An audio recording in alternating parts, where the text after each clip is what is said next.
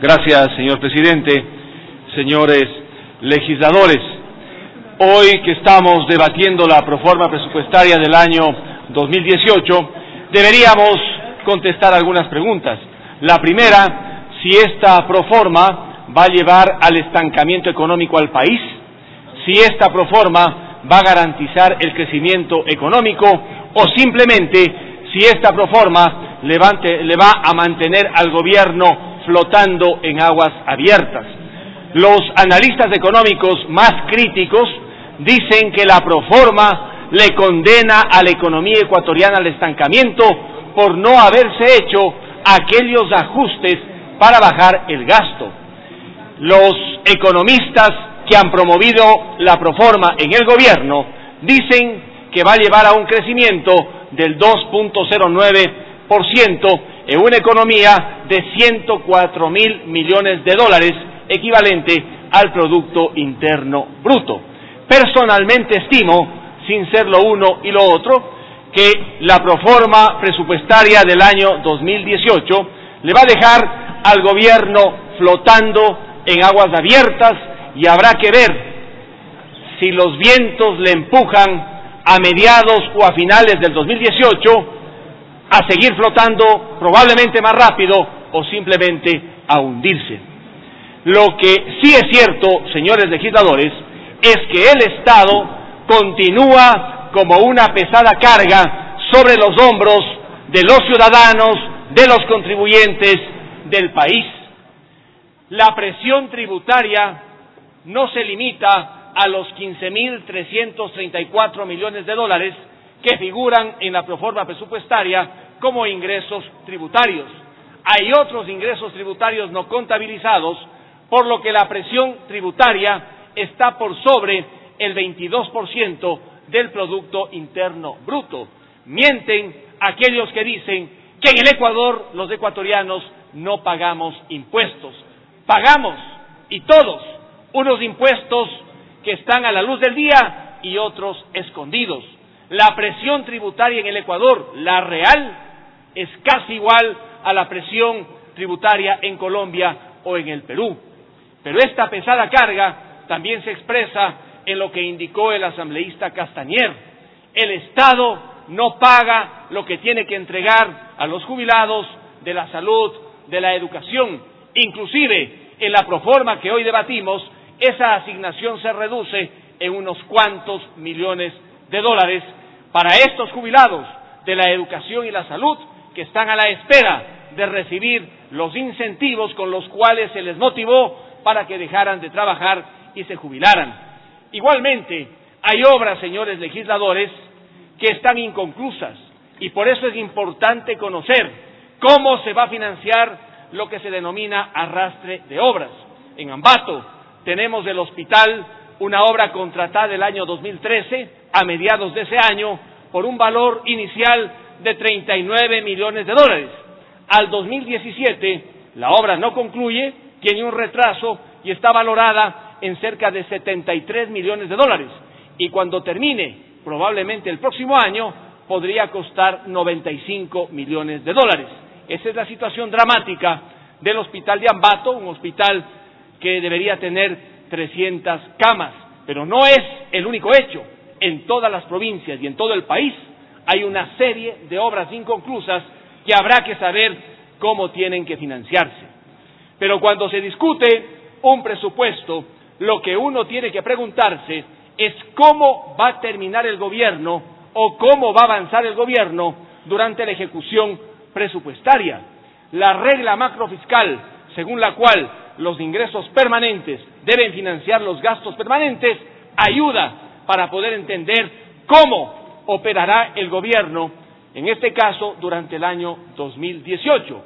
Los ingresos permanentes están estimados en la proforma en los 21.600 millones de dólares y los gastos permanentes en el orden de los 20.900 millones de dólares. El asambleísta Henry Kronfle, en su intervención, señaló que hay una sobreestimación del orden de los 700 millones de dólares en los ingresos permanentes, lo que significa que podría haber dificultades al final del año para que los ingresos permanentes financien los gastos permanentes. Pero digamos que se podría salir sabiendo que entre los gastos permanentes están, por ejemplo, las asignaciones llamadas subsidios para el ISFA, que se incrementan en $300 millones, para el ISPOL, que se incrementan en cerca de $110 millones, asignaciones necesarias para que puedan financiarse y sostenerse esos dos seguros que fueron seriamente afectados y lastimados con las reformas que se discutieron en esta Asamblea en el cuatrienio anterior. Igualmente, en esos gastos permanentes que tienen que financiarse están como una verdadera camisa de fuerza los sueldos de maestros, de médicos, de enfermeras, de policías, de militares y de jueces. Sueldos que no tienen que reducirse, sueldos que tienen que pagarse para que aquellos que están prestando un servicio al país puedan vivir y sobrevivir. El problema se presenta entonces en el lado de los ingresos no permanentes, que como decía también Henry Kronfle, estarían sobreestimados en el orden de los $1.200 millones, ingresos no permanentes que bordean los $3.400 millones en el papel, frente a gastos no permanentes que superan los $8.000 millones. Solo allí habría una diferencia en el papel del orden de los $5.000 millones. Pues bien, en materia de financiamiento, el déficit global bordea los $4.300 millones. Si sumamos ingreso permanente más ingreso no permanente y restamos gasto permanente y el gasto no permanente, tenemos un déficit global también en el papel de cerca de $4.300 millones. Si allí se suma el pago de las amortizaciones de capital de la deuda pública, que bordea los $3.909 millones, prácticamente lo que tiene que financiarse en el papel, repito una vez más, es cerca de unos $8.200 millones. No se contabilizan los pagos por intereses de la deuda, ya que esos pagos están incluidos dentro de los gastos permanentes. ¿Qué preocupa en el tema del financiamiento, señor presidente y señores legisladores?